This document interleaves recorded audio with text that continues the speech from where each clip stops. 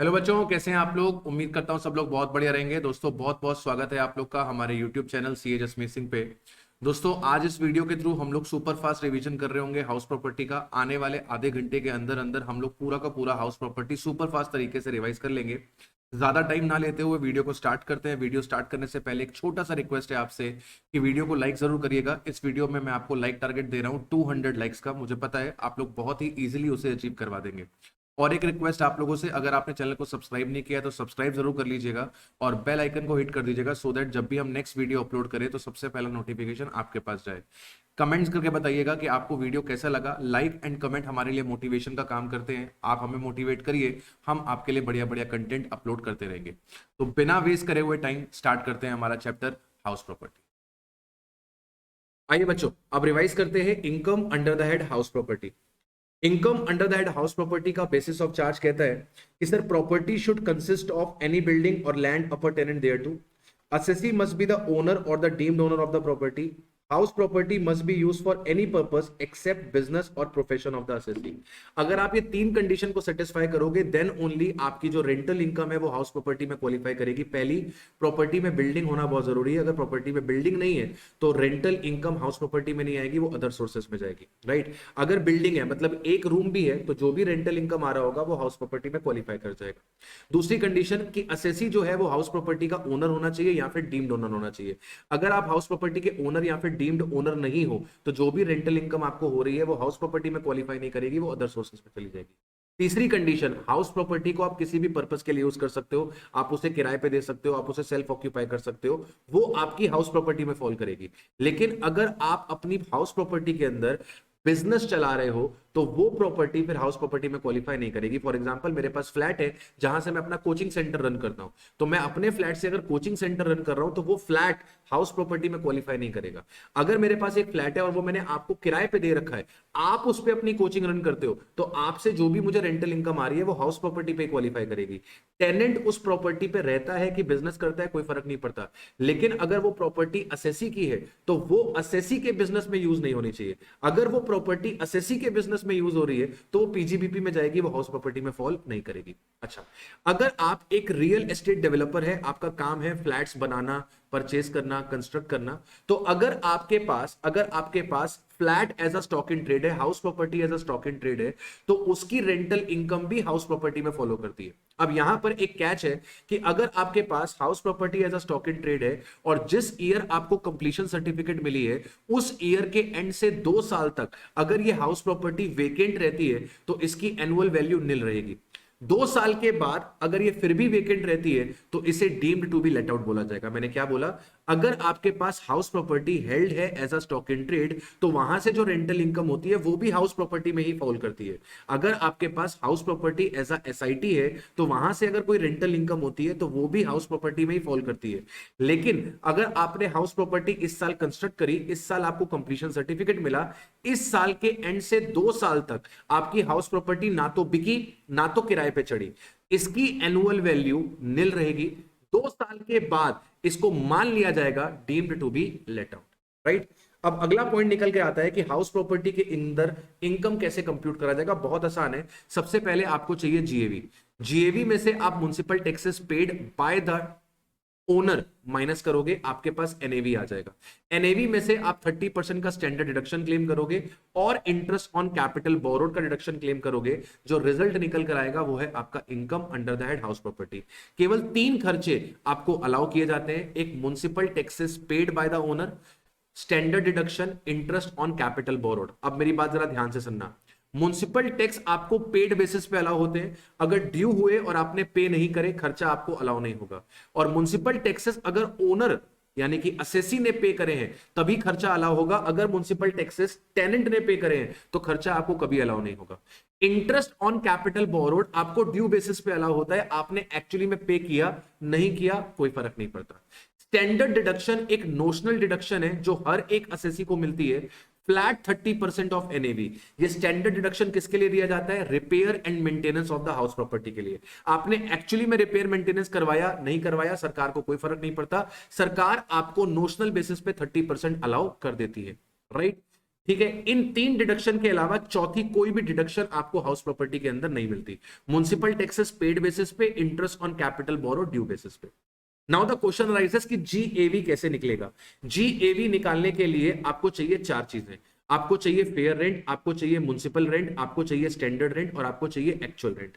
तो सबसे पहले आप क्या करेंगे, फेयर रेंट और म्युनिसिपल वैल्यू में जो भी हायर है उसको पकड़ेंगे, उस हायर को स्टैंडर्ड रेंट से आप कंपेयर करवाएंगे, दोनों में जो भी लोअर है उसे आप एक्सपेक्टेड रेंट बोल देंगे। फेयर रेंट और म्युनिसिपल वैल्यू में जो भी हायर है उस हायर को स्टैंडर्ड रेंट से कंपेयर करवाएंगे, जो भी लोअर है उसे आप एक्सपेक्टेड रेंट बोल देंगे। एक्सपेक्टेड रेंट को आप एक्चुअल रेंट से कंपेयर करवाएंगे, दोनों में जो हायर है उसे आप जीएवी बोल देंगे। तो फेयर रेंट और municipal value whichever is higher, such higher और standard rent whichever is lower is expected rent. Expected rent को एक्चुअल रेंट से कंपेयर करेंगे, दोनों में जो हायर है उसे हम जीएवी बोल देंगे, राइट। म्युनिसिपल टैक्सेस की बात करी थी, तो म्युनिसिपल टैक्सेस आपको अलाउ होंगे जीएवी में से डिडक्ट करने के लिए ओनली इफ अगर ये पेड है by the owner during the year. अब आपने करंट ईयर में जितना भी म्युनिसिपल टैक्स पे किया, पिछले साल का, इस साल का, अगले साल का, कोई भी आपकी पॉकेट से जो भी म्युनिसिपल टैक्स का पैसा निकला, चाहे वो करंट ईयर को रिलेट करता हो, चाहे वो लास्ट ईयर को रिलेट करता हो, चाहे वो फ्यूचर ईयर को रिलेट करता हो, सारा का सारा खर्चा आपको अलाउ कर दिया जाएगा पेड बेसिस के अंदर, राइट।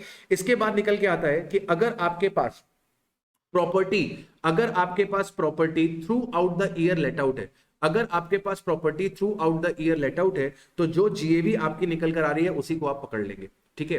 अब अगर आपकी property part of the year vacant है, part of the year vacant है, वेकेंट का मतलब क्या है, वेकेंट का मतलब है सर घर के बाहर एक बड़ा सा ताला लगा हुआ है, वहां पर कोई नहीं रहता।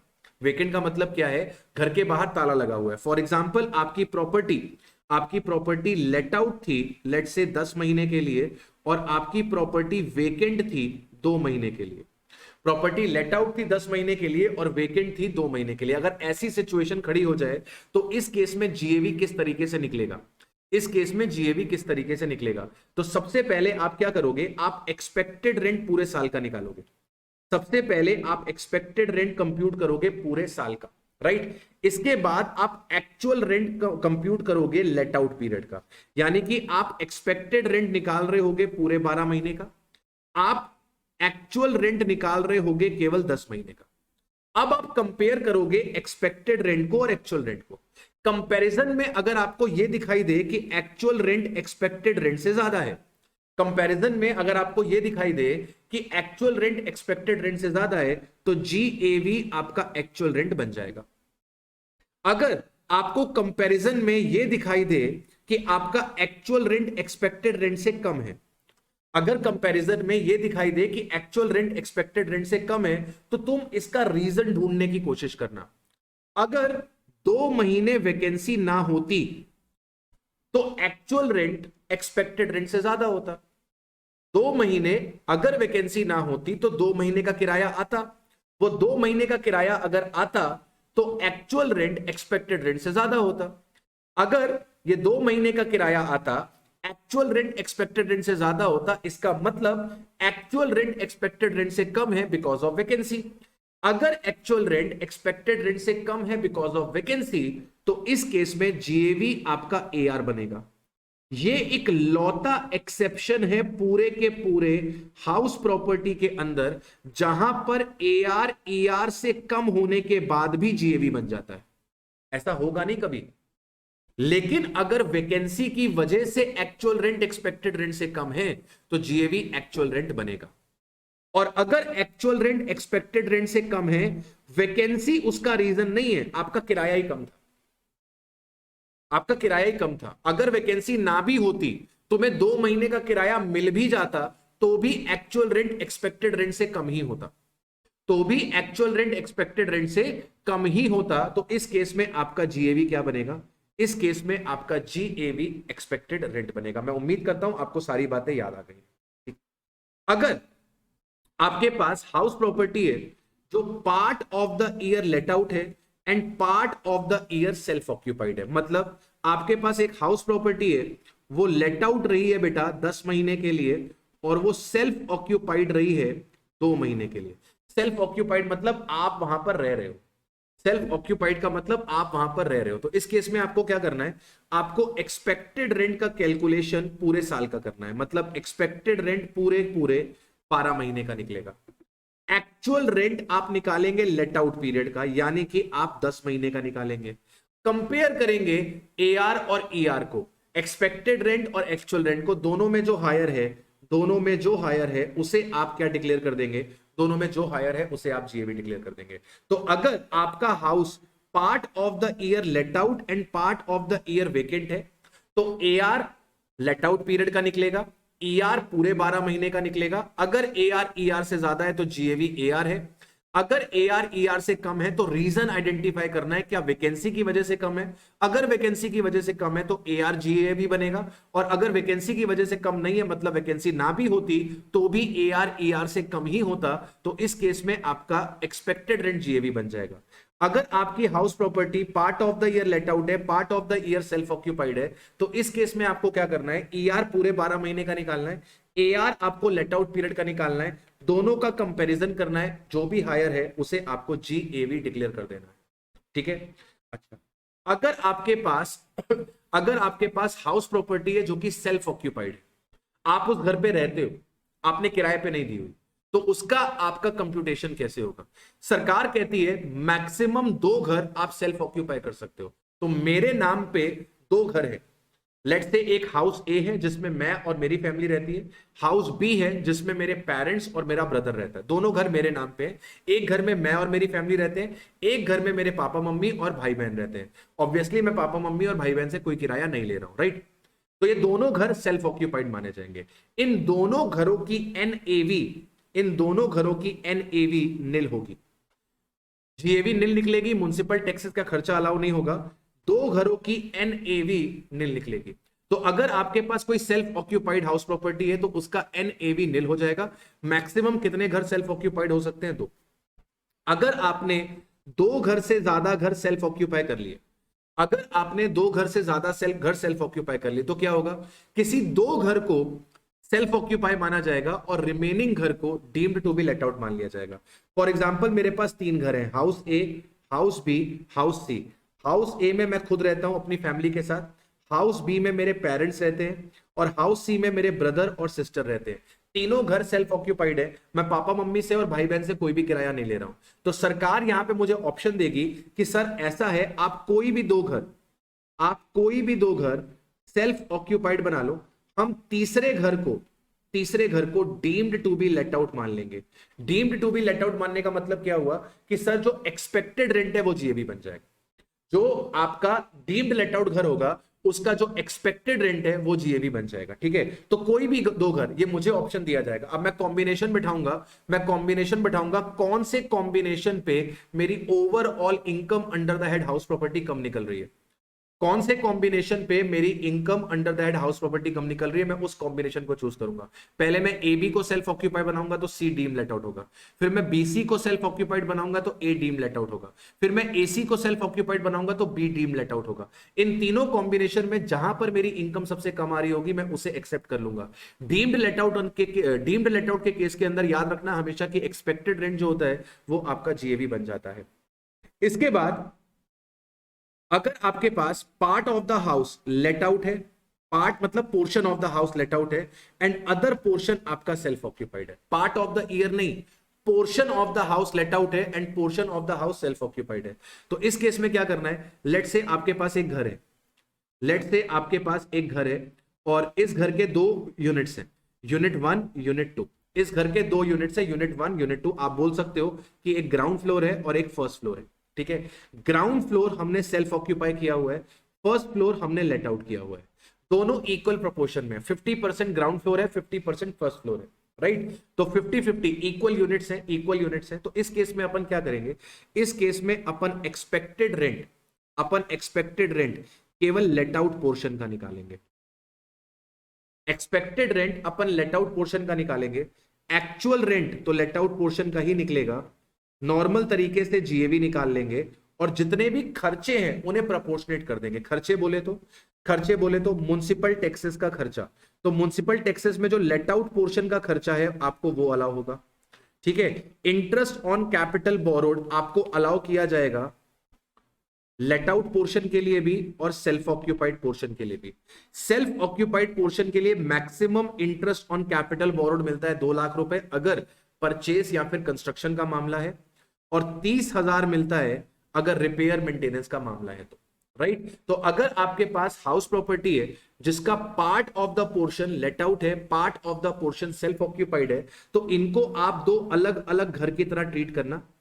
आप इनके खर्चे प्रोपोर्शनेटली डिवाइड कर देना, एक्सपेक्टेड रेंट को अलग अलग कर देना, म्युनिसिपल टैक्सेस को अलग अलग कर देना, इंटरेस्ट ऑन कैपिटल बोरोड को अलग अलग कर देना, और इनको दो अलग अलग हाउस प्रॉपर्टी की तरह डील करना। तो अगर आपके पास 2 यूनिट है तो दोनों यूनिट को अलग अलग डील करना, लेट आउट को लेट आउट के तरीके से, सेल्फ ऑक्यूपाइड को सेल्फ ऑक्यूपाइड के तरीके से। राइट, इसके बाद यहां पर बात रह गई है कंपोजिट रेंट की। कंपोजिट रेंट क्या होता है? कंपोजिट रेंट होता है जहां पर आपको आपके बिल्डिंग के रेंट के साथ साथ असेट का रेंट भी मिल रहा है। फॉर एग्जांपल, आपने फर्निश्ड एकोमोडेशन दिया है किसी को, तो अगर आपने फर्निश्ड एकोमोडेशन दिया है जहां पर आप फर्नीचर का भी किराया ले रहे हो, आप बेनिफिट्स का भी किराया ले रहे हो, एमिनिटीज का भी किराया ले रहे हो, अपार्ट फ्रॉम हाउस प्रॉपर्टी का किराया।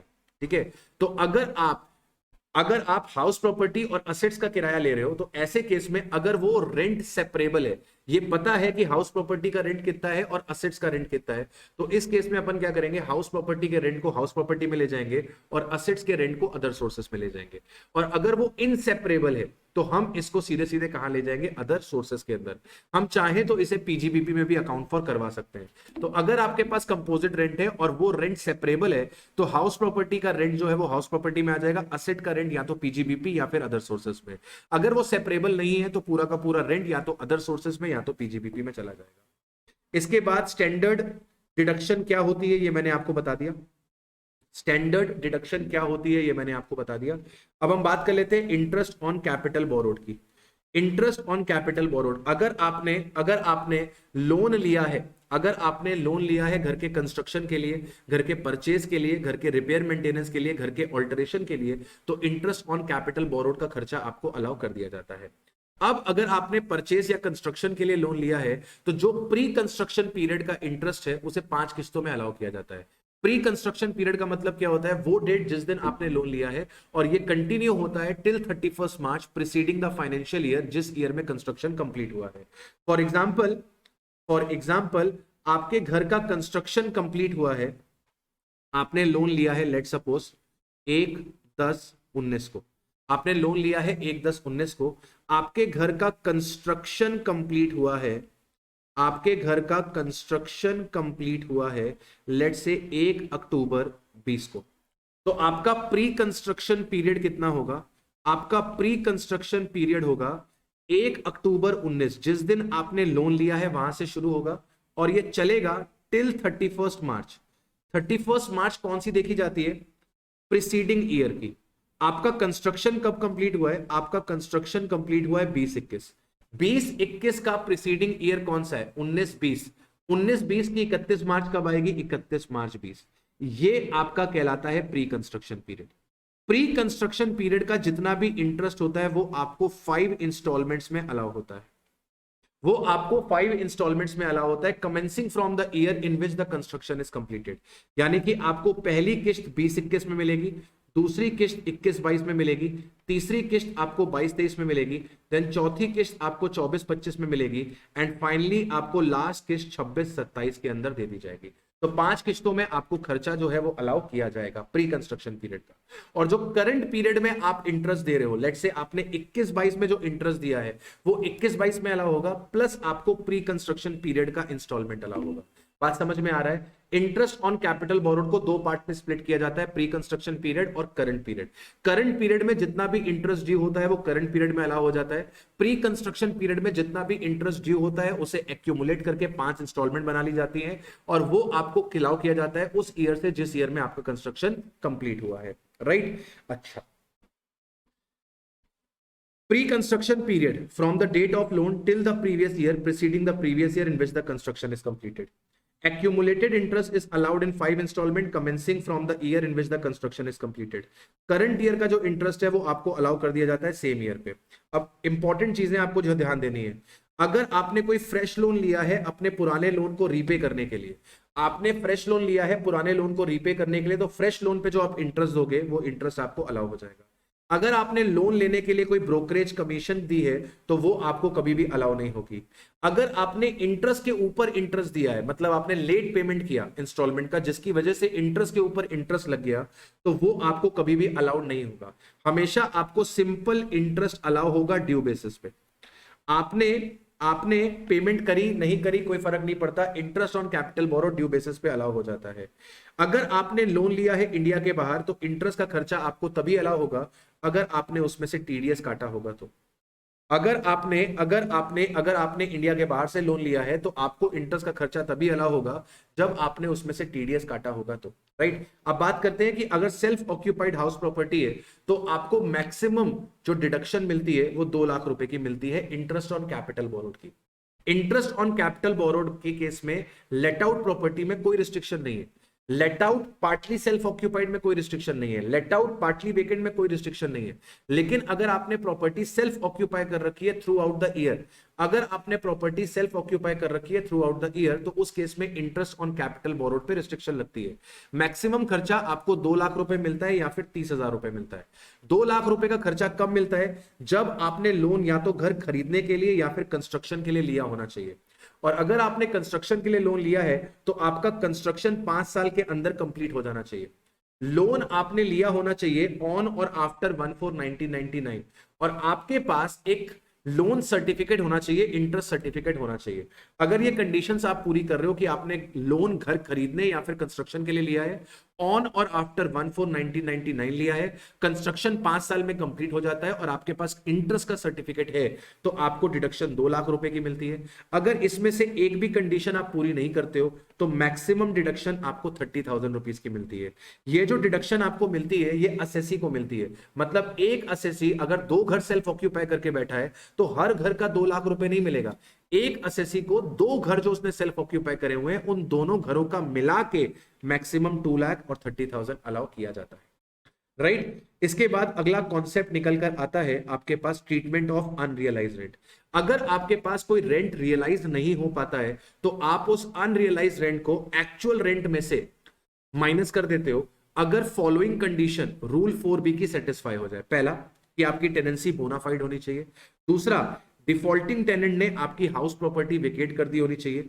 तीसरा, जो डिफॉल्टिंग टेनेंट है वो आपकी किसी और हाउस प्रॉपर्टी को ऑक्यूपाई करके ना बैठा हो।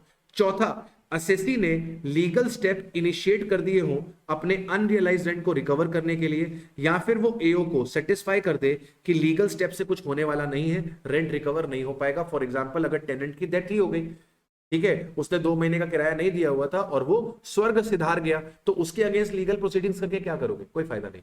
4 कंडीशन अगर आप सेटिस्फाई करते हो, टेनेंसी बोनाफाइड होनी चाहिए, डिफॉल्टिंग टेनेंट ने आपकी हाउस प्रॉपर्टी वेकेट कर दी हो, डिफॉल्टिंग टेनेंट आपकी किसी और हाउस प्रॉपर्टी को ऑक्यूपाई ना कर रहा हो, और आपने लीगल स्टेप इनिशिएट कर दिए हो अपना अनरियलाइज्ड रेंट को रिकवर करने के लिए। अगर ये 4 कंडीशन आप पूरी कर देते हो तो अनरियलाइज्ड रेंट को एक्चुअल रेंट में से क्या कर दिया जाता है? रिड्यूस कर दिया जाता है।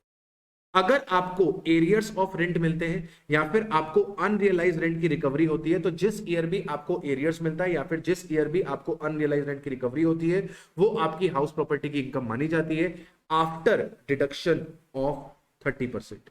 आफ्टर डिडक्शन ऑफ 30%, 30% का डिडक्शन करने के बाद जो भी निकल के आएगा वो आपकी हाउस प्रॉपर्टी की इनकम बनेगी, चाहे वो एरियर्स ऑफ रेंट हो, चाहे वो अनरियलाइज रेंट की रिकवरी हो। इसके बाद अगला कॉन्सेप्ट निकल कर आता है को ओन्ड हाउस प्रॉपर्टी। को ओन्ड हाउस प्रॉपर्टी क्या होती है? एक हाउस प्रॉपर्टी जिसके एक से ज्यादा ओनर्स है। तो अगर एक हाउस प्रॉपर्टी जिसके एक से ज्यादा ओनर्स है, उसका ट्रीटमेंट किस तरीके से करना है? लेट्स से आपके पास एक घर है, आपके पास एक घर है, इसकी 4 यूनिट्स है, यूनिट 1, यूनिट 2, यूनिट 3, यूनिट 4। इस हाउस प्रॉपर्टी के 2 ओनर हैं, ए एंड बी इसके इक्वल ओनर है। इन्होंने 1 एंड 2 को क्या किया हुआ है बेटा? 1 एंड 2 को इन्होंने लेट आउट किया हुआ है। 3rd यूनिट को ए ने सेल्फ ऑक्यूपाई किया हुआ है, 4th यूनिट को बी ने सेल्फ ऑक्यूपाई किया हुआ है। तो ऐसे केस में ट्रीटमेंट कैसे होगा? हमारी जो लेट आउट प्रॉपर्टीज हैं उनको हम नॉर्मल तरीके से डील करेंगे। जैसे आप लेट आउट प्रॉपर्टी की इनकम निकालते हो वैसे हम लेट आउट प्रॉपर्टी की इनकम निकालेंगे और बाद में उसे ए एंड बी में डिवाइड कर देंगे उनके शेयर के बेसिस पे। तो अगर ए और बी इक्वल पार्टनर्स हैं इस प्रॉपर्टी के अंदर, तो हम 1 और 2 जो लेट आउट प्रॉपर्टी है इसकी इनकम नॉर्मल तरीके से निकालेंगे, जैसे इसका एक ही ओनर है। जीएवी निकालेंगे, municipal taxes paid, NAV, standard deduction, interest on capital borrowed, income from house property. वो जो इनकम फ्रॉम हाउस प्रॉपर्टी निकलेगी लेट आउट पोर्शन की, वो ए और बी में डिवाइड कर दी जाएगी उनके ओनरशिप के बेसिस पे। और जो थर्ड यूनिट ए ने सेल्फ ऑक्यूपाई करी हुई है, इसका ट्रीटमेंट अलग से करेंगे, यानी कि इसकी एनएवी निल रहेगी, स्टैंडर्ड डिडक्शन नहीं मिलेगी, इंटरेस्ट ऑन कैपिटल बोरोड या तो 2 लाख या तो 30,000 रुपए अलाउ किया जाएगा ए को। सिमिलरली यही काम हम बी के लिए करेंगे। बी ने जो प्रॉपर्टी सेल्फ ऑक्यूपाई करी हुई है उसकी एनएवी निल लिख लेगी, स्टैंडर्ड डिडक्शन निल लिख लेगी, interest on capital borrowed allow किया जाएगा। मतलब ए को इंटरेस्ट ऑन कैपिटल बोरोड का 2 लाख का लिमिट अलग मिलेगा, बी को इंटरेस्ट ऑन कैपिटल बोरोड का लिमिट अलग मिलेगा। तो सेल्फ ऑक्यूपाइड जो पोर्शंस होंगे को ओन्ड प्रॉपर्टी में, उन्हें अलग अलग ट्रीट करेंगे। जो लेट आउट पोर्शन होंगे उनकी इनकम एक साथ निकाल लेंगे, बाद में उसे ओनर्स में डिवाइड कर दिया जाएगा। आइए रीड कर लीजिए। को ओन्ड प्रॉपर्टी जो कि लेट आउट है, तो कैलकुलेट करो income of let out property normally as a single owner, ये मान के कि सिंगल ओनर है, और जो इनकम निकल आए उसे बाद में डिवाइड कर दो ईच को ओनर में on the basis of their ownership right. को ओन्ड प्रॉपर्टी जो उन्होंने सेल्फ ऑक्यूपाई करी हुई है, कैलकुलेशन करो फॉर ईच को ओनर सेपरेटली, ए के लिए अलग, बी के लिए अलग, दोनों की एनएवी निल निकलेगी क्योंकि सेल्फ ऑक्यूपाइड है। ईच को owner is entitled for deduction of interest on capital borrowed of ₹30,000 and 2 lakh respectively. ठीक है, इसके बाद निकल के आता है कौन सी इनकम हाउस प्रॉपर्टी में एग्जेम्प्ट है। अगर आपके पास फार्म हाउस से इनकम है तो वो एग्जेम्प्ट है। अगर आपके पास कोई प्रॉपर्टी है जो चैरिटेबल या रिलीजियस पर्पस के लिए, उससे जो इनकम हो रही है वो एग्जेम्प्ट है। अगर आपके पास कोई हाउस प्रॉपर्टी है वो बिजनेस और प्रोफेशन में यूज हो रही है तो वो हाउस प्रॉपर्टी में कवर नहीं होती है, वो पीजीबीपी में कवर होती है। अगर आपके पास हाउस प्रॉपर्टी है ऐसी प्रॉपर्टी से जो कि ट्रेड यूनियन या फिर लोकल अथॉरिटी की है, वहां से जो भी इनकम हो रही है वो इनकम हाउस प्रॉपर्टी में कवर नहीं होती है। डीम्ड ओनर में कौन कौन आते हैं? अगर आपने अपनी हाउस प्रॉपर्टी को इनएडिक्वेट कंसिडरेशन के लिए ट्रांसफर कर दिया है स्पाउस को, तो सर इस केस में स्पाउस को ओनर नहीं माना जाएगा, आपको ओनर माना जाएगा। अगर आपने इनएडिक्वेट कंसिडरेशन के लिए माइनर चाइल्ड को हाउस प्रॉपर्टी ट्रांसफर कर दी है तो माइनर चाइल्ड को ओनर नहीं माना जाएगा, आपको ओनर माना जाएगा। ठीक है, इसके बाद अगर आप कोऑपरेटिव सोसाइटी के मेंबर हैं और जैसे ही आप मेंबर बनते हैं तो कोऑपरेटिव सोसाइटी आपको कोई फ्लैट देती है जिसका पोजीशन आपको मिलता है, तो फ्लैट का पोजीशन आपके नाम पे है, सॉरी फ्लैट का पोजीशन आपके पास है लेकिन फ्लैट जो है वो कोऑपरेटिव सोसाइटी के नाम पे है। एक्चुअल ओनर कोऑपरेटिव सोसाइटी है लेकिन आपको डीम्ड ओनर माना जाएगा। अगर आप इम्पार्टिबल एस्टेट प्रॉपर्टी के होल्डर हैं, इम्पार्टिबल एस्टेट के अगर आप होल्डर हैं तो आपको ओनर माना जाएगा। अगर आपको part performance of a contract के लिए प्रॉपर्टी का पोजीशन मिल जाता है तो आपको ओनर माना जाएगा। अगर आपने प्रॉपर्टी लीज पे ली है कम से कम 12 साल या उससे ज्यादा के लिए तो आपको ओनर माना जाएगा। राइट, तो this is what all about deemed owner. Right, तो हमने यहां पर कंप्लीट कर लिया है हाउस प्रॉपर्टी भी। उम्मीद करता हूं आपने सेशन एंजॉय किया होगा।